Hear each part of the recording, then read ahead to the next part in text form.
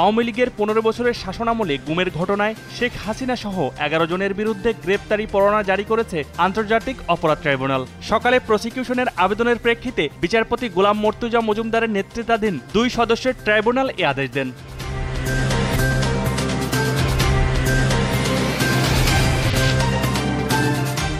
কাতারের আমিরের পাঠানো রয়্যাল এয়ার অ্যাম্বুলেন্স বিমানে আগামীকাল রাত 10টায় লন্ডন যাবেন বিএনপি চেয়ারপারসন বেগম খালেদা জিয়া। সুস্থ হয়ে দেশে ফিরতে দেশবাসীর কাছে দোয়া চেয়েছেন বেগম জিয়া। এ তথ্য জানিয়েছেন তার ব্যক্তিগত চিকিৎসক ডাক্তার AZM জাহিদ হোসেন।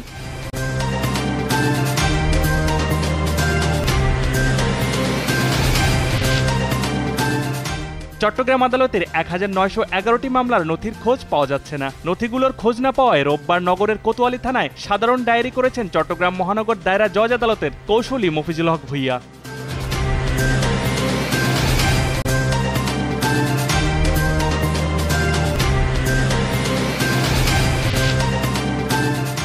দেশের রাজনীতিতে দীর্ঘদিন ধরেই কোণঠাসা কানাডার প্রধানমন্ত্রী জাস্টিন ট্রুডো। বিরোধীদের পাশাপাশি দলের মধ্য থেকেই উঠছে পদত্যাগের দাবি। পদত্যাগ করতে পারেন কানাডার প্রধানমন্ত্রী। ট্রুডোর চিন্তাধারার সাথে পরিচিত একটি সূত্র বার্তা সংস্থা রয়টার্সকে এ তথ্য জানিয়েছে।